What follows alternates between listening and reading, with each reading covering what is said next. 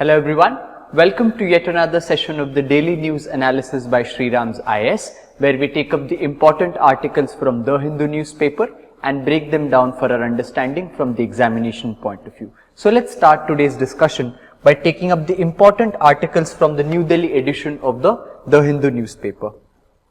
So the first article which appears on the news screen reads, "Making out a case for the other UBI in India." Now this article features in the newspaper advocating the cause for universal basic insurance.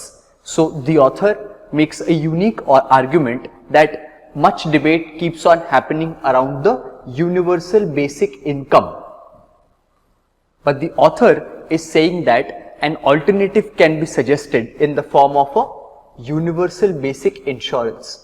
Now what is this whole topic about? What is this whole discussion about? We'll dive deep into it. So this becomes important for us from the point of view of GS3, where we study the important aspects of economy, and also it can be covered in GS2 because it affects the lives of the people. So it can be covered in GS2 as well, wherein we have the policies for vulnerable sections of the population. So now what is universal basic insurance and universal basic income, and what is the discussion around it? Basically, whenever we talk about universal basic income, in a nutshell, it is about giving a certain limited sum of money or resources to everyone so that everyone has a universal income, a basic amount of income, and they can spend it and make at least their basic fundamental needs fulfilled. So that is the concept of universal basic income. But why is the author now coming on to say that rather than that universal basic insurance can be a good idea? So let's first get into that. So the author says that social security systems. What are social security systems? Those kind of systems or schemes in the economy which take care of the a person's or a family's income whenever a crisis hits or a crisis takes place. So these kind of systems are like a safety net which save a household from falling into poverty trap. So this kind of situation was very visible at the time of the COVID-19 pandemic, where a crisis hits and it is the first impact that happens onto normal people's lives is their income level starts to dwindle or fall. So therefore, if there are social security systems in place, these systems save these people from falling into the poverty trap. And these social security systems mainly work on three fronts. One is our food security systems. So whenever a crisis is hitting, the first thing that needs to be make sure that at least the food security is there for the households. Then second is health security, and third is then income security. So these are the three primary types of classification for which are needed for social security, which the author points out. So first is food security. So what does the Indian government do for ensuring the food security of the Indian masses? So we have the National Food Security Act, which has been promulgated by the Parliament.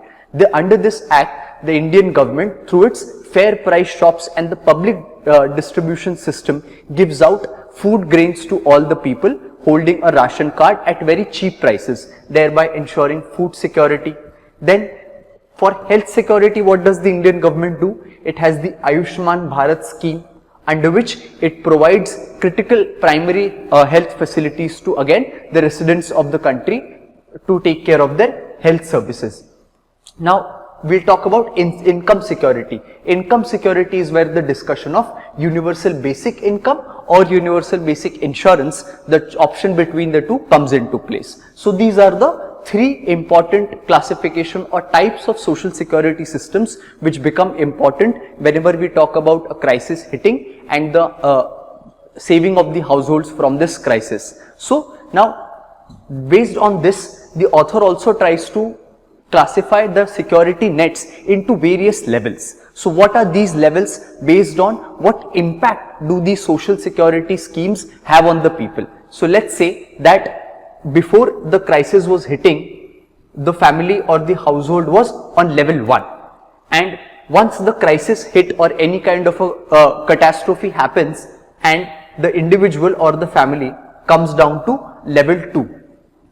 They were here and now they are coming down to level 2. Why? Because the income levels are falling, there is shortage of food, shortage of health security. So they come down to level 2. So what is a passive safety net? A passive safety net is where a crisis hits and let's say the person or the household has gone to level 2 and such kind of services are offered to the people which brings them back to the level 1, which means that where they were, they are being transferred to level 1. So this is the first point of passive safety net.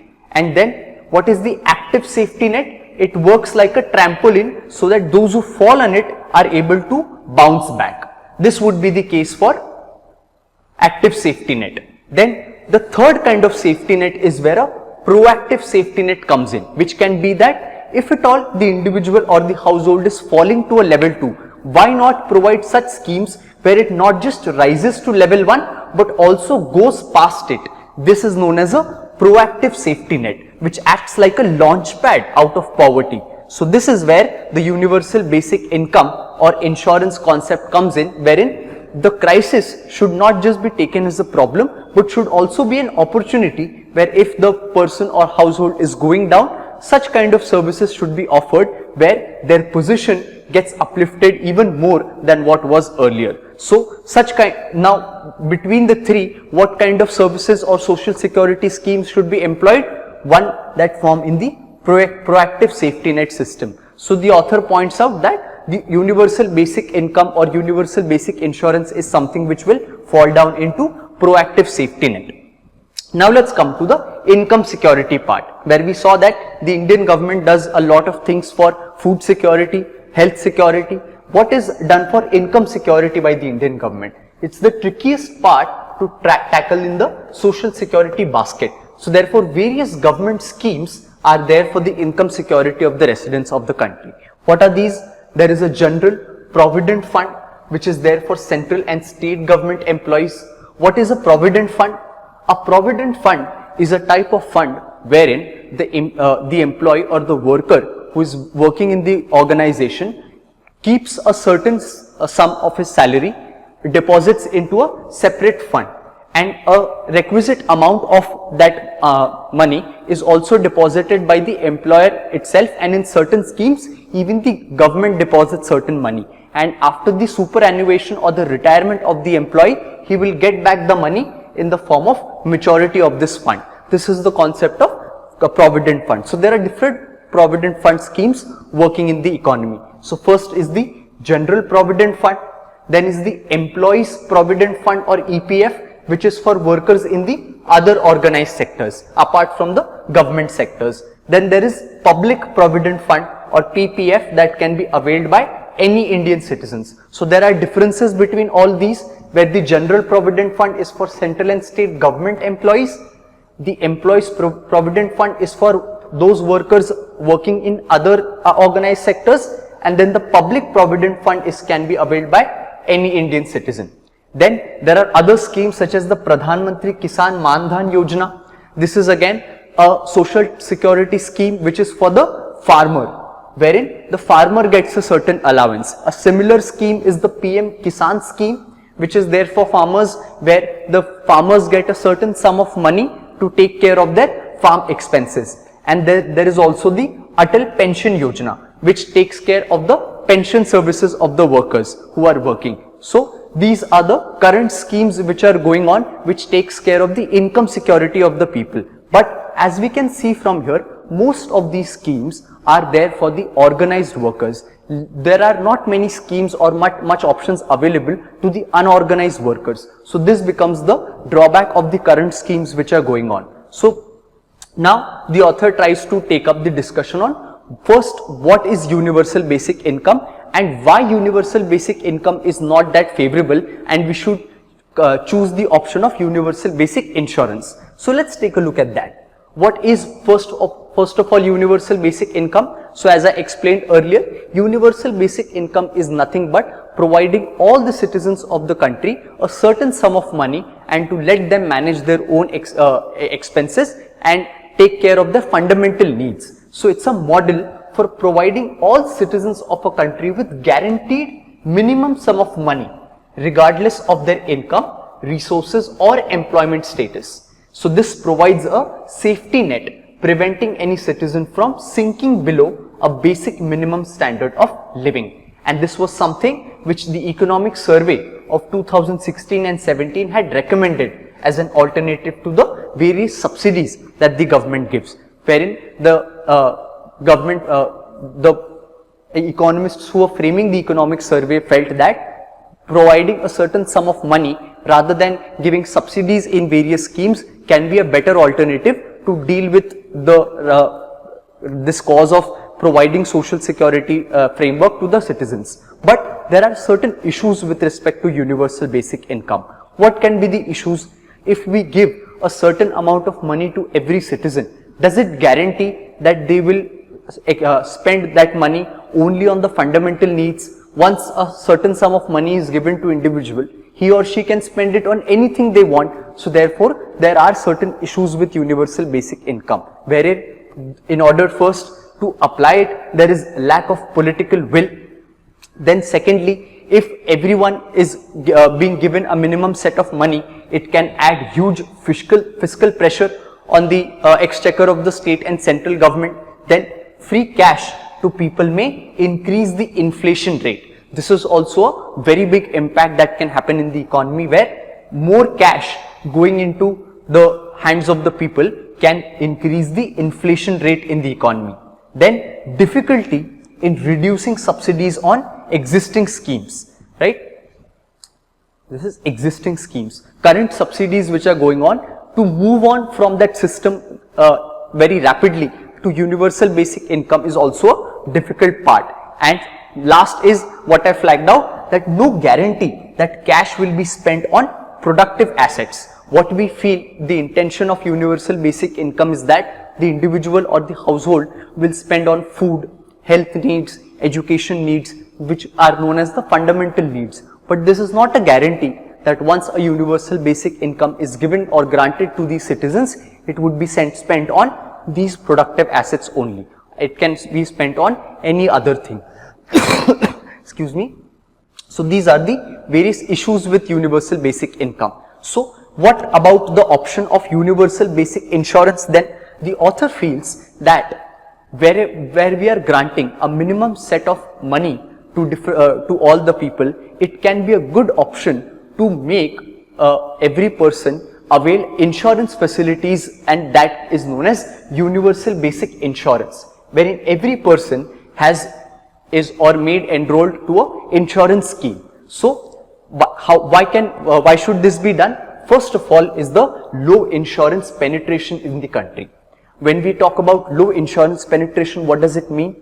Insurance penetration means it's simply premium as a percentage of GDP, wherein whenever a person takes an insurance scheme, whatever the amount of that insurance scheme is, they have to pay a premium on it on a monthly basis, quarterly basis, yearly basis. There are different time periods to it.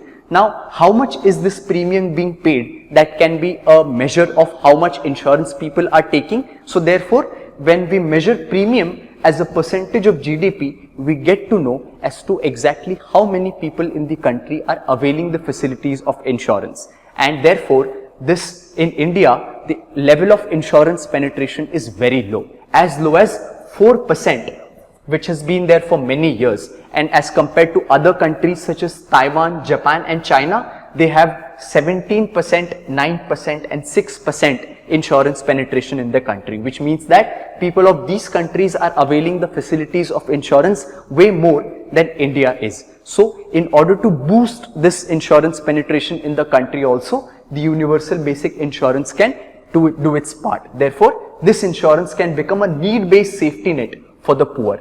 Then earlier it was not possible because the data was not available, but as of today, more amount of data is available to ascertain who all can be benefited from this insurance. So this economy largely remains informal, right? As we saw, most of the schemes were for the formal workers, but the economy largely is informal. Therefore, we need to flag out or pick out those people who are working in this informal sector. So therefore data of that informal sector is now being made available through the eShram portal. This is the newly formed portal just last year by the union government, wherein all the unorganized sector workers, informal sector workers are supposed to register themselves in this eShram portal. So therefore now the advent of these portals can again help to grant these kind of services to these people. And an example for this is the social registry portal known as Kutumb, which is developed by the Karnataka government, is an example of social security data. So this is the backdrop of information which the author provides, and he makes the argument that apart from granting universal basic income, a good alternative can be propagating an idea of universal basic insurance for the needy people of the country. So this was a discussion with respect to this article, and with this let's move on to our next article for the day.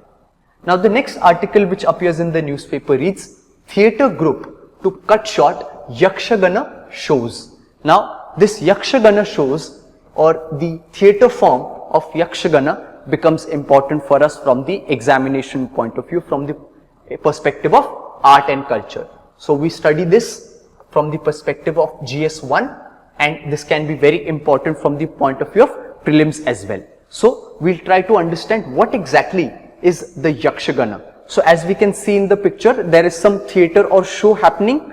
This is how the Yakshagana performers look.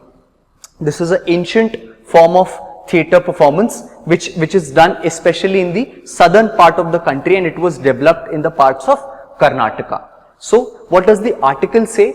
We'll first understand the art form of Yakshagana, and then we'll delve on to what the article is saying. So Yakshagana is a traditional Indian theatre form developed in Karnataka. What does it do?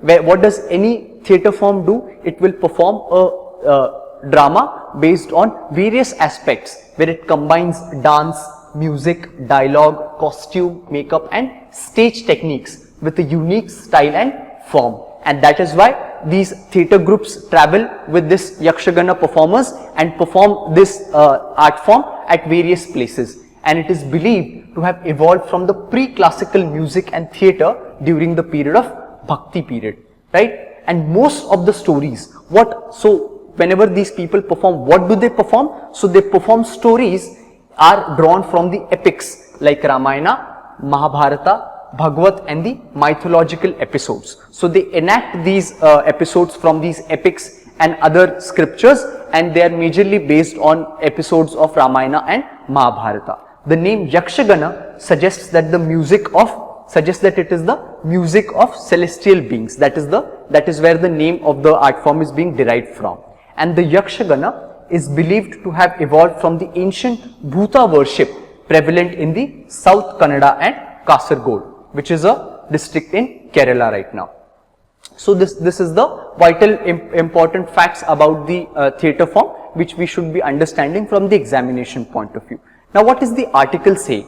The article saying that generally these theatre art forms used to happen whole of the midnight, wherein it used to happen for an 8-hour duration, which used to start from, let's say, the evening time and go on till the midnight for 8 hours. But the news article says that due to now various constraints, they are now cutting it down to 5 hours. This is reflection of the modern day mood, wherein no art form is subjected to much longer duration. Even the movies have gotten shorter. So even this art form, which used to run for 8 hours, now they have clubbed it down to 5 hours. That is what the article is saying, that the theatre group is cutting short on its time on performing this art form. So this was our important pointers with respect to this article, and with this let's move on to our next article. The next article which appears in the newspaper reads, Heading the G20 and New Delhi's Choices. Now this fact is something which we have repeatedly taken up in our discussion, where we are seeing that India is going to head the body of G20, and it is going to assume the presidency of G20 in the coming month of December, and it is going to stay as the president of this grouping for the next 1 year.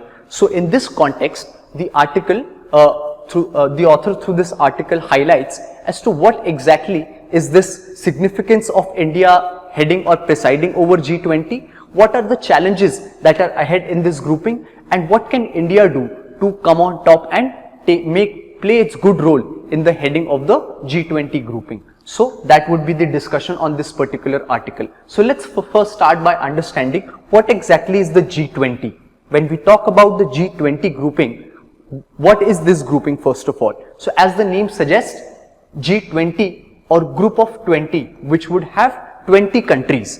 Of them, one is European Union. So technically 19 countries and one European Union. What are these countries? Argentina, Australia, Brazil, Canada, China, France, Germany, India, Indonesia, Italy, Japan, Republic of Korea, which is South Korea, Mexico, Russia, Saudi Arabia, South Africa, Turkey, United Kingdom and the United States, and the last one is the European Union. So as we can see, if we take it on the map, most of the countries or most of the influential economies of the world, we can see that they are part of the G20 grouping. But a significant chunk which is not present, as we can see, is the African continent, wherein not many countries from the African continent are represented in the G20.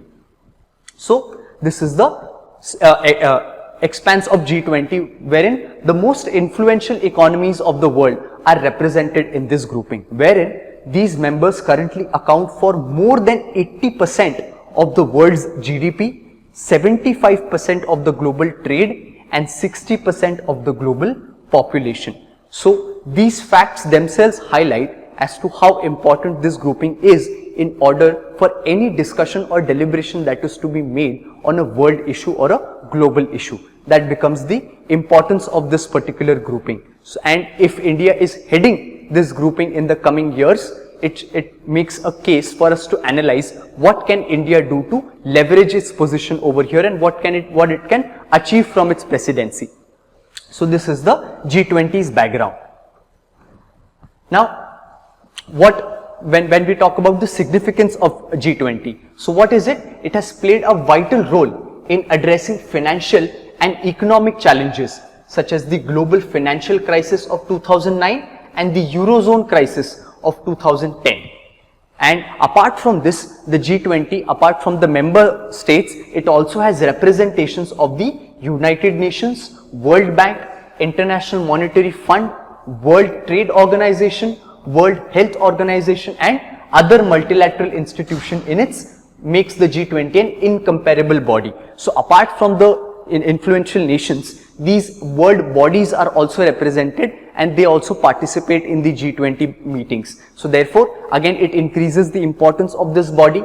Then what is the significance now that India is becoming the G20 president and it is going to host the G20 summit in New Delhi? So India has hosted large international conferences earlier, such as the Non-Aligned Movement in 1983, the third India-Africa Forum Summit in 2015, but the hosting of G20 Summit is a big event because it is the world's informal steering directorate on global economic issues. When the 20 most influential economies come to a discussion table, what they decide becomes a big facet of how the global economy will take shape. Then it entails the responsibility of shaping decision making on key challenges facing the world today. That also becomes an important role that this body will function, especially the presidency of this body will function. Then its summit is preceded by a large quantum of preparatory deliberations that feed into the final outcome.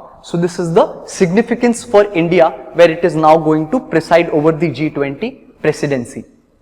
Then, as it is going to preside, what are certain challenges that exist in front of India? Is everything going okay in the world order? Certainly not. This is the most flux period in terms of geopolitical order and all the countries which are going through. Why is this so? First is the existential crisis of countries, which means that the advent of the COVID-19 pandemic has shown that it has had disastrous impacts on various countries. So therefore, due to the pandemic, the efforts of globalization have gone in a reverse direction. which is said that each country is now on its own sort of a notion is going on, and therefore this has created a problem whenever a global cooperation body will this would always be a problem any global cooperation body would face. So this is the first problem, and then is the infamous various international disputes that are going on. What are these disputes? First is the Russia-Ukraine war that is going on, which has made countries choose a side, and they are either on they are on the side of either of the countries. Then India-China border tensions are also going on. Two of the most largest economies in the world are facing border clashes. Then EU or the European Union combined with US are facing against Russia. So they are also, these two superpowers are also against each other. And then US and China, where we saw the US speaker entering the island of Taiwan, that also escalated the tensions between US and China. So these various conflicts and issues are going on in the world order right now, which creates a very volatile matter, so much so that when the G20 summit will happen in New Delhi, it might even be possible that all of these countries of G20 might not even be willing to sit on a same table that on to discuss all these issues. So that even that can be a problem. So which says that there are major issues in front of this body and in front of the India as the president when it assumes the presidency of G20. So these are the challenges which exists. But what can India achieve from it? Is there a favorable position also?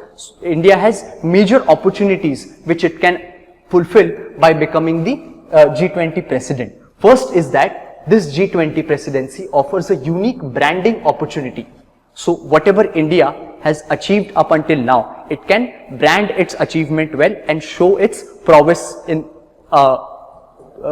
sort of performing a better role in the world order. So what has India done?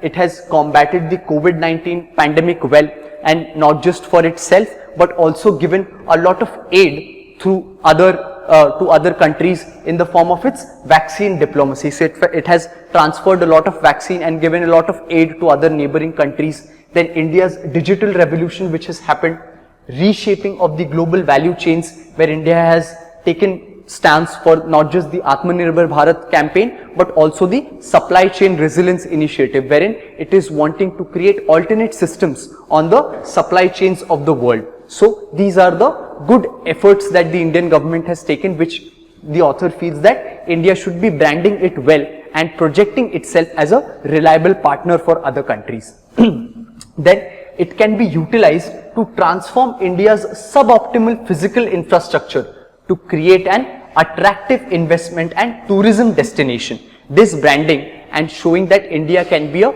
attractive destination for investments for infrastructure from not just other countries, but for the tourism activities as well. This would greatly boost India's economy as well, right?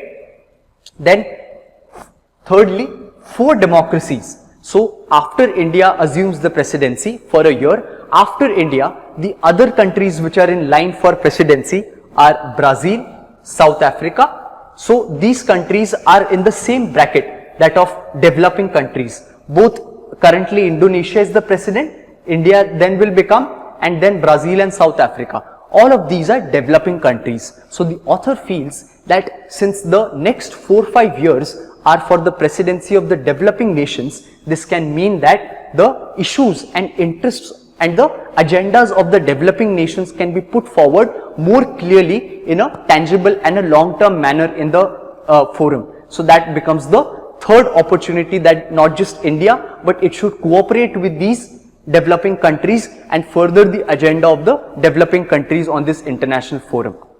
Then fourthly, all three members of the IBSA forum, IBSA is India, Brazil and South Africa, will hold the G20 presidency consecutively in 2023, 24 and 25. As I mentioned, this can develop a cohesive plan to project priority concerns of the global south and the developing countries as well. So these are the opportunities for India as the G20 president. So according to the author now, with these opportunities, what can it do?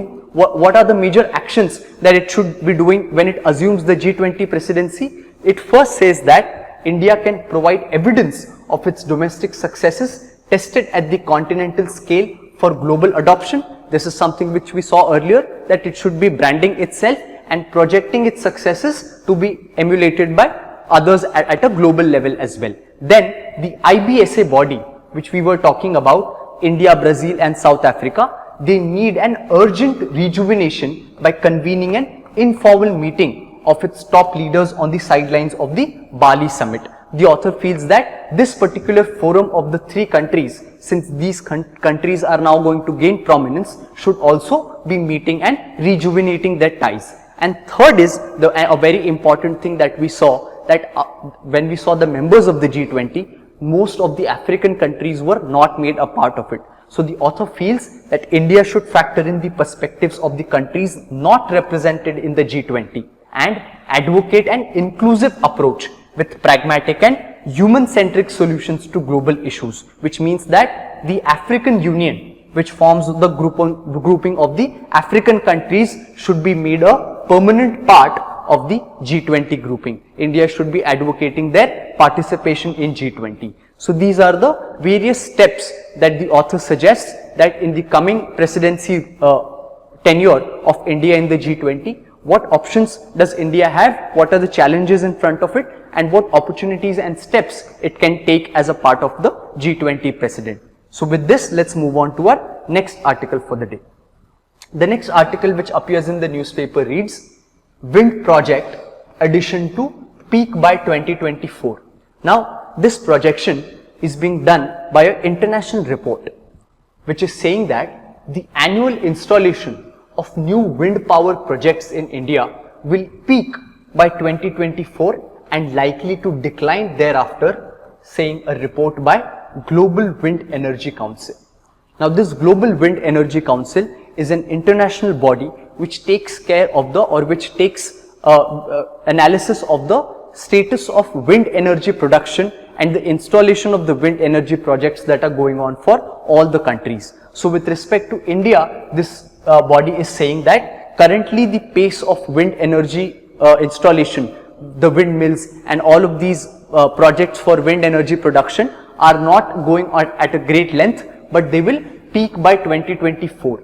And after 2024, fresh projects are likely to be wind and solar hybrid projects. Therefore, this wind projects will see a decline and wind and solar hybrid projects will be seen. Now, why is this new data important? Because as we know, India is increasingly pledging to shift from the fossil fuel energy sources to renewable energy sources, wherein India even promised at the climate summit that half of its energy need it would meet by the renewable energy sources. And so far, 40 gigawatt of the total energy resources is being done by the renewable energy sources of wind power capacity has been established, and more needs to be done, but the wind industry installations have been slowing down in India since 2017.